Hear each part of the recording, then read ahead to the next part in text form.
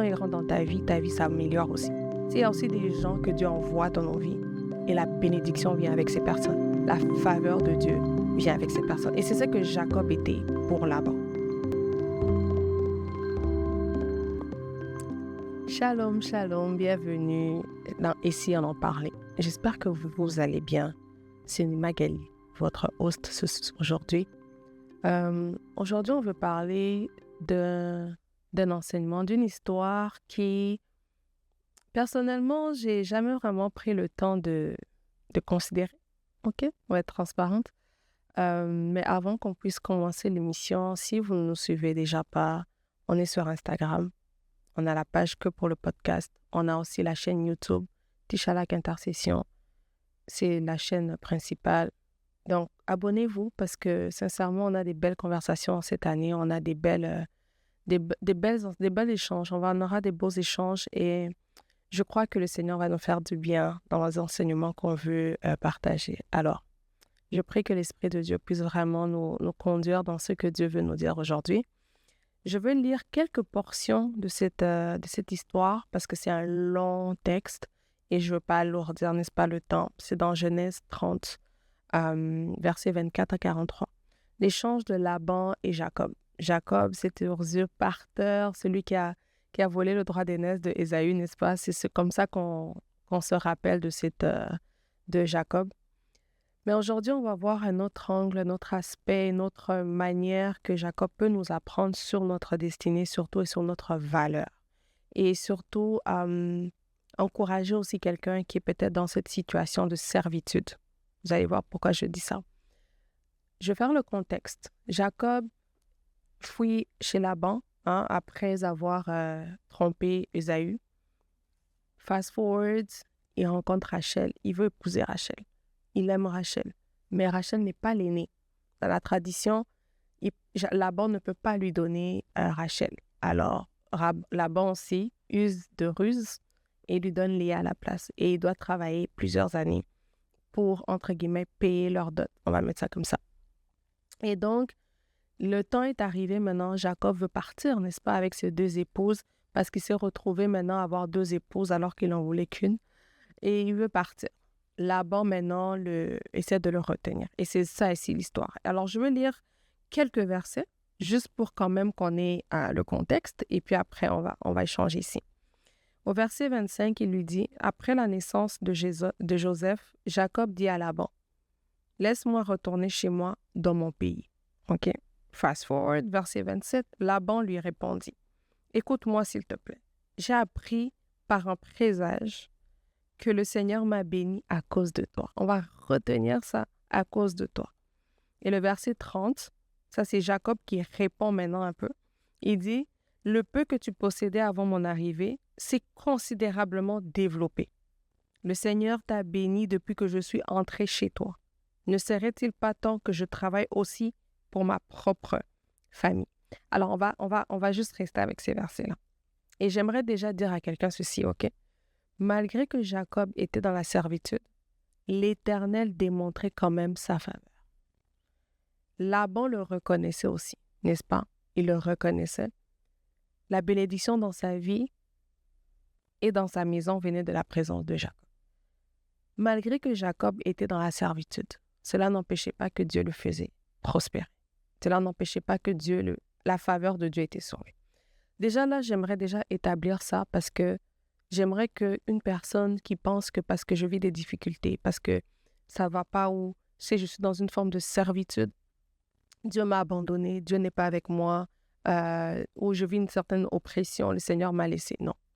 On voit ici que malgré qu'il était dans la servitude, parce qu'il devait servir Laban, et pourquoi on dit la servitude? Parce que quand il travaillait, il ne recevait pas ce pourquoi il travaillait. Normalement, quand tu travailles, tu dois avoir un salaire, n'est-ce pas, de ce que tu es en train de faire. Tu dois avoir les fruits et les fruits doivent venir de toi. Mais lui, Jacob, il n'avait pas cette opportunité-là. Alors, ça, j'aimerais déjà donner cette pensée, OK? Il y a des personnes qui, lorsqu'ils rentrent dans nos vies changent. En bien, en mal. Et souvent, on a beaucoup tendance, le discours maintenant, c'est de voir les mauvais côtés. Mais moi, j'aimerais qu'on tourne notre regard aujourd'hui, dans cet enseignement, sur les gens qui, quand ils rentrent dans ta vie s'améliore aussi. Tu sais, il y a aussi des gens que Dieu envoie dans nos vies et la bénédiction vient avec ces personnes. La faveur de Dieu vient avec ces personnes. Et c'est ça que Jacob était pour Laban. OK? Alors, fais cette prière déjà avec nous. Père, donne-nous des Jacob dans nos vies, de reconnaître ceux qui le sont, des personnes qui apportent ta bénédiction, ta grâce et ta faveur. Nous refusons des Laban et nous refusons d'être des Laban nous-mêmes aussi. Amen. Donc, c'est important de reconnaître les personnes que, depuis qu'ils sont dans ta vie, tu remarques que ta vie s'améliore. Il y a une grâce particulière qui est attachée. Il facilite ta vie. Je me rappelle une fois, j'avais eu une conversation avec des chrétiens, des personnes, et on disait que tout le monde est remplaçable. On va dire tout le monde est remplaçable, c'est vrai dans la vie, mais il y a des gens que quand tu perds, comme tu vas le regretter. Il y a des gens qui, lorsqu'ils rentrent dans ta vie, ils rendent ta vie plus facile. Oui, tu peux vivre sans eux, il n'y a pas de souci, mais il y a quand même une certaine facilité que leur présence apporte.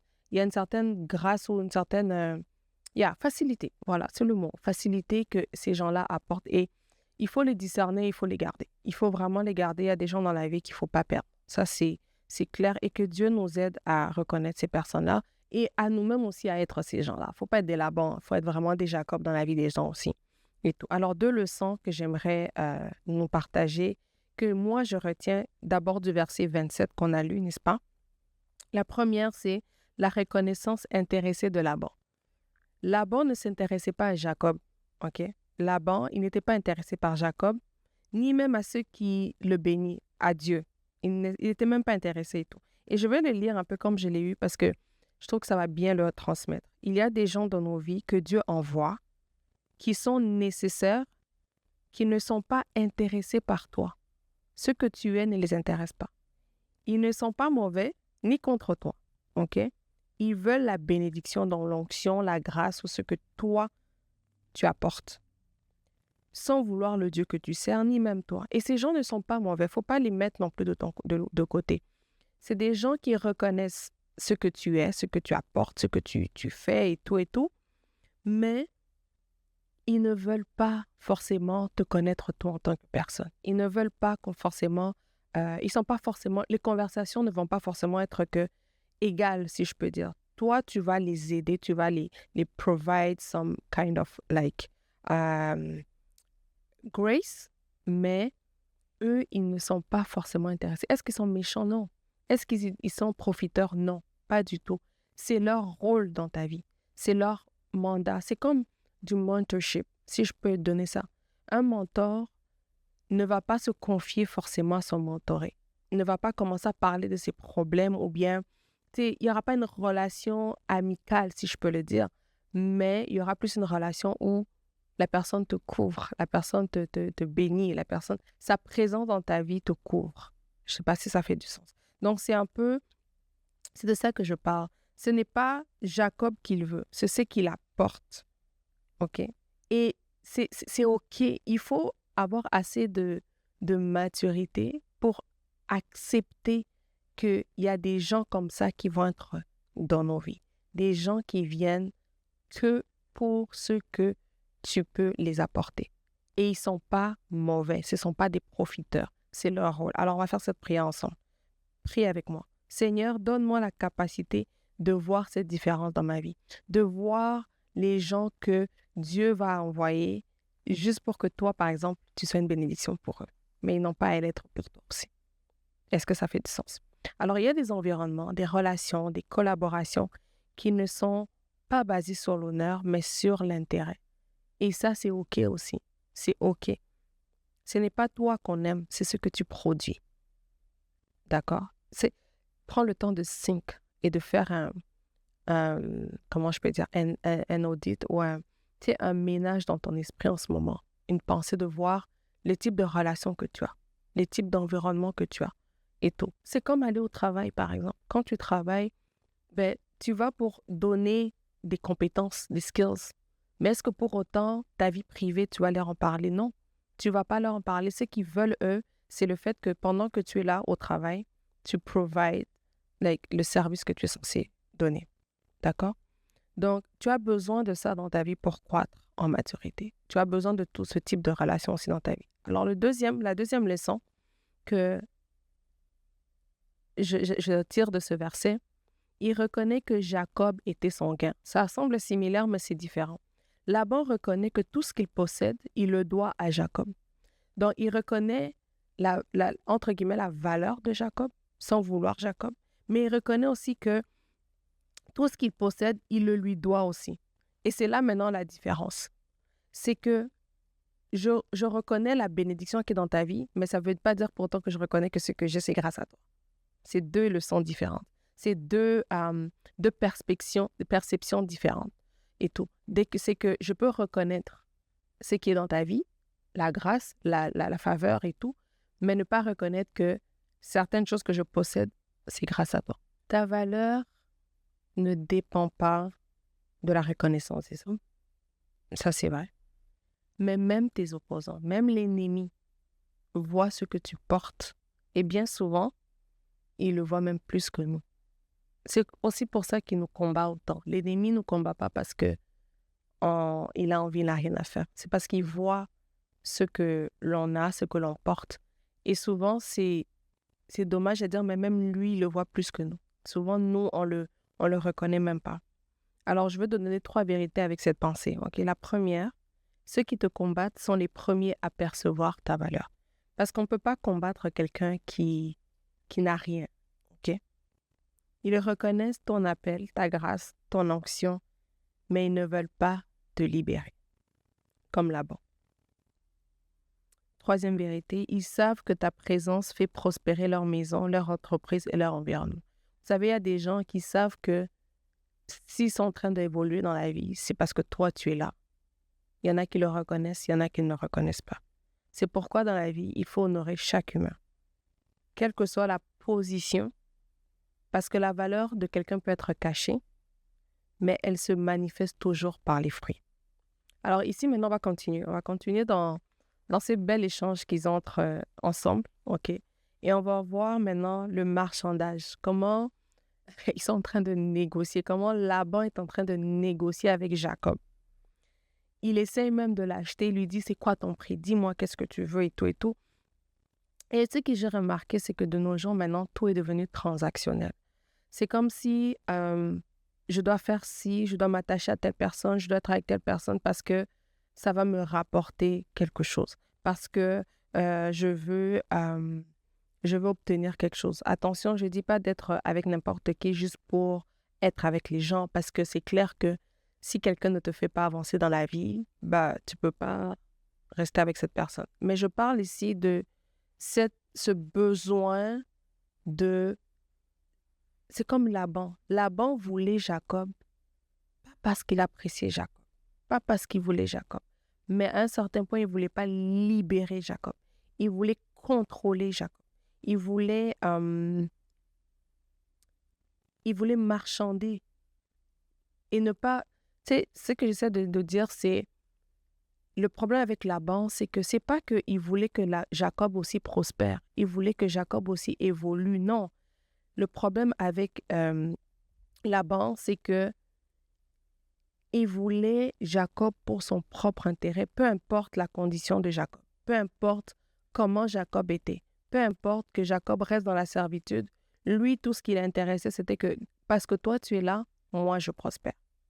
C'est de ça que je parle. C'est ça qu'on est en train de discuter ce soir, aujourd'hui. On est en train d'échanger. C'est avoir cette mentalité-là de « je veux ce que tu as », peu importe ce que ça va te coûter. Ça peut te détruire, c'est pas mon problème. Ta vie peut stagner tant que la mienne avance, tant que la mienne évolue. C'est de cette attitude-là, cette intention-là. Et j'aime beaucoup la réponse et l'attitude de Jacob. Il était conscient de sa valeur et de son timing aussi. Ça, c'est quelque chose qu'on va beaucoup développer. C'est que c'est pas seulement de connaître ta valeur, mais de connaître aussi dans quel timing que tu es. Parce que Jacob, il dit, quand est-ce que moi aussi je vais bâtir pour ma famille? Parce qu'en ce moment, ce que je suis en train de faire est en train de t'enrichir toi. Mais moi, ma femme, mes enfants, ils sont en train de mourir de faim. C'est ça que Jacob est en train de dire. Et quand tu es conscient qu'il y a de ce que tu es, de ta valeur, il y a des décisions que tu te permettras de prendre. OK? Il lui dit maintenant, quand travaillerai-je aussi pour ma maison? Donc, le fait qu'il ait posé cette question, c'est que Jacob avait compris que, hey, c'est le temps là, c'est bon. La servitude là, elle est finie là. C'est bon. Il y a un temps pour tout. Il y a un temps pour tout. Il y a un temps où, oui, je dois servir, je dois faire certaines choses, mais il y a un temps aussi où je dois aussi me stabiliser. Il y a un temps aussi où moi aussi, je dois comme évoluer, right? C'est ma destinée aussi demande certaines actions, quelque chose que moi aussi je dois faire. Alors au verset 31-32, il insiste parce que, et c'est ça avec l'ennemi va insister, va te mettre la pression, va tout faire pour que tu restes dans cette servitude. Mais ce que j'aime au verset 37 et suivant, et c'est là que j'aime cet enseignement, et c'est à partir de cette partie-là que cette histoire a attiré mon attention et je ne l'avais jamais visualisée de cette manière-là. Je ne l'avais jamais vue sous cet angle-là, et alors on va le regarder ensemble. Ici, pour se sortir de cette situation, il reçoit une inspiration parce que au chapitre 31, c'est là qu'il nous explique un peu comment il a eu cette stratégie-là qu'il a eue et tout. Et je vais juste lire cette pensée que j'ai eue en préparant cet enseignement pour quelqu'un qui se retrouve dans la servitude. En fait, c'est une stratégie de Dieu pour te développer et te former pour ce qui arrive. Souvent, on veut rejeter la servitude, OK? On veut rejeter ces temps de dur labeur, de difficulté, parce que c'est pas agréable, c'est inconfortable, il n'y a personne qui aime ça. Mais ce temps-là te forme. Ce temps-là te donne certaines connaissances et tout. Parce que, oui, il a eu l'inspiration. OK? Pendant ce temps-là, il a acquis quand même une certaine connaissance sur l'élevage, sur une certaine sagesse, une certaine maturité, parce que le Jacob qu'on connaissait avant d'arriver là n'est plus le même Jacob qui a quitté la maison de Laban. J'espère que jusque-là, ça parle à quelqu'un. Ça parle à quelqu'un parce que c'est important de comprendre chaque saison que l'on vit et d'en ressortir toujours avec quelque chose de plus. OK? Alors, avant qu'on puisse développer les stratégies, j'aimerais encore donner 3 autres vérités. La première, dans Genèse 31, comme je l'ai dit, 10-12, l'idée vient d'une vision. L'idée qu'il a eue vient d'une vision. Quand on lit le texte, on voit comment il a eu l'idée par rapport au bétail, par rapport à comment aller confondre un peu ce que Laban a essayé de faire contre sa vie. Je ne veux pas trop vous donner les détails. J'aimerais que vous ayez le lire pour le lire vous-même. Et tout. Donc, il n'a fait qu'obéir à Dieu. La deuxième vérité, c'est la connaissance de la loi de l'élevage. C'est ça que j'ai dit, que quand on est dans la servitude, des fois, on est dans certaines saisons. Ces saisons-là nous forment, nous donnent une certaine connaissance. Parce que c'est bon d'avoir la révélation, c'est bon d'avoir des idées, des inspirations, mais quand tu as une connaissance qui s'ajoute à ça, c'est là que justement, ça prend aussi une autre dimension. Ta liberté aussi prend une autre dimension. Et la dernière, c'est la stratégie face à un homme rusé comme Laban. La seule personne, la seule inspiration que tu peux avoir qui va t'aider à sortir de certaines situations, ça doit venir de Dieu. Dieu peut utiliser n'importe qui, OK? Pourquoi? Parce que tout ce que l'on combat est d'abord spirituel. Tout ce que l'on combat vient d'abord d'un monde qui nous échappe, pour lequel on n'a aucune maîtrise. Alors, c'est important d'avoir vraiment ces stratégies. Alors, on va voir maintenant les stratégies en question dont on est en train de parler. La première stratégie, c'est la connaissance de soi et de sa réalité. Quand tu te connais et tu connais ta réalité, ça va emmener certaines décisions, ta réalité à une autre dimension. Qu'est-ce que je veux dire? C'est que, quelque part, Jacob était fatigué d'enrichir quelqu'un d'autre. Donc, sa réalité était que je passe mon temps à enrichir quelqu'un d'autre. Mais it's enough. Quand tu es conscient de cette réalité-là, de dire que, être honnête avec la réalité dans laquelle tu es. Parce que souvent, on veut pas comme acknowledge la réalité qu'on a. On fait l'autruche, on fait semblant, on fait comme si tout va bien, mais ça ne va pas. On fait comme si c'est bon, on veut cover. Mais en fait, tu es conscient que ça ne va pas, mais tu fais semblant. Mais comment tu vas aller mieux? Comment tu vas te sortir de quelque chose que tu ne reconnais pas? C'est comme, je ne sais plus quel homme de Dieu que j'avais écouté une fois qui parlait. Dieu ne peut pas te délivrer d'une situation que tu aimes. Tant que tu aimes cette situation, tu vas rester là, malheureusement. C'est comme cet alcoolique qui va arrêter de boire, mais tu aimes encore boire. Tant et si longtemps que tu aimes encore boire, ça va être difficile pour toi qu'on t'en libère. OK? Ensuite, il devait entrer dans sa propre saison. Quand tu es conscient que là, il y a une autre saison qui est là dans ma vie. Comme par exemple cette jeune femme qui est dans l'âge où elle estime que là, et quand je dis l'âge, c'est mentalement, elle est prête à se marier. Donc, tu sais, il y a des choses qui devront aussi prendre place. Il y a des actions que tu vas devoir prendre place. Quand tu es conscient de la saison dans laquelle tu es, les décisions, tes habitudes, tout ce que tu fais va aussi changer.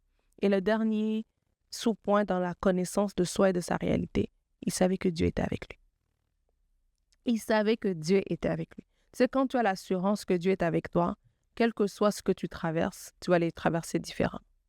Quand tu connais ta valeur, ta saison et ton Dieu, alors tu peux, avec son esprit, élaborer des stratégies qui te sortent d'un système de contrôle. OK? Je vais répéter ça. Quand tu connais ta valeur, ta saison et ton Dieu, alors tu peux, avec son Esprit Saint, élaborer des stratégies qui te sortent des systèmes de contrôle. Parce que la servitude, c'est quoi? C'est être sous un contrôle de quelque chose, d'une loi spirituelle, physique, quelle que soit cette loi, c'est être sous le contrôle de quelque chose d'autre qui te domine. Mais c'est négatif parce que ça ne te produit, ça ne t'enrichit pas. Et quand on dit enrichir, c'est pas juste matériellement, c'est aussi en tant que personne. OK? Et la deuxième stratégie, l'observation de son environnement. Il connaissait les forces reproductives des troupeaux. OK? Il savait que certaines bêtes étaient plus fortes et plus faibles. C'est encore ce que je dis. C'est quand tu connais ton environnement, tu sauras l'étudier et tu sauras justement tirer en avantage. Il utilise sa connaissance et ses ressources apportées. Parfois, on veut que Dieu nous bénisse avec beaucoup de choses extérieures. OK? On s'attend à ce que ça vienne toujours de l'extérieur. Mais en fait, Dieu multipliera ce que tu as déjà. Il a dit à Moïse, qu'est-ce que tu as dans tes mains? Prends le bâton qui est dans tes mains. C'est la plupart des gens que Dieu a appelés, il les a d'abord bénis avec ce qu'ils avaient. Il commence d'abord avec ce que tu as. OK? Dieu multiplie ce que tu as déjà dans tes mains. Alors, je voudrais dire à cet homme-là que arrête de regarder ce que les autres ont. Arrête d'envier ce que les autres ont. Arrête de jalouser ce que les autres ont. Valorise ce que toi tu as. Valorise ce qui est dans tes mains. Valorise ce qui est dans ta vie et travaille avec ça. Travaille avec ça. Travaille avec ça et le Seigneur, lui, il va multiplier. Rimandoshke. Peu importe le domaine dans lequel tu es. Peu importe les services, les produits, tout ce que tu veux faire. Le Seigneur va multiplier ça. Mais commence à regarder ce qui est en toi.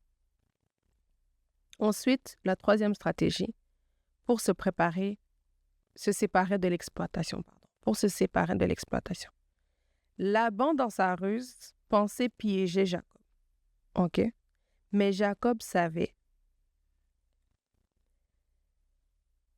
Ce que j'aime avec cette histoire, et c'est là que ça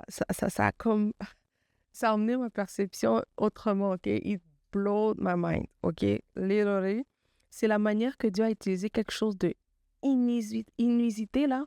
Quelque chose de, tu peux même pas y penser. Quelque chose de faible, comme la parole nous dit bien. Quelque chose de rare, voilà. Et il a juste augmenté, il a increase. Parce que la stratégie de Jacob dans les yeux humains ne pouvait pas fonctionner. Ne pouvait pas fonctionner. Et souvent, ce que Dieu utilise pour t'élever, OK, c'est ce que souvent nous minimisons. Ce qu'on va minimiser là, c'est exactement ce que Dieu va utiliser. Et Dieu donne des stratégies pour contourner les systèmes injustes. Ça, c'est ça qui m'a beaucoup plu dans cette histoire, parce que c'est de voir comment on n'aurait jamais pensé, n'est-ce pas? Parce que c'est inusité, c'est même pas juste du mépris ou quelque chose, mais c'est juste de dire que mais ça peut pas marcher. Et des fois, c'est ça qu'on pense. Comme ça fait pas, c'est pas dans le trend, comme c'est pas populaire, on pense que it won't work. Mais en fait, souvent, la parole nous le dit, il prend les faibles de ce monde pour confondre les sages de ce monde. Et c'est ça que j'aime avec le Seigneur, c'est on peut jamais le mettre dans une boîte. On peut jamais dire que, OK, I figure out everything. Non, never. C'est que souvent, ce qu'il fait va toujours être au-delà de ce que nous, on peut imaginer. Et tout. La faveur divine te donne des idées que les autres ne comprennent pas et ces idées créent des résultats que personne n'aurait pu prédire. Je vais répéter ça, OK? La faveur divine te donne des idées que les autres ne comprennent pas et ces idées créent des résultats que personne n'aurait pu prédire.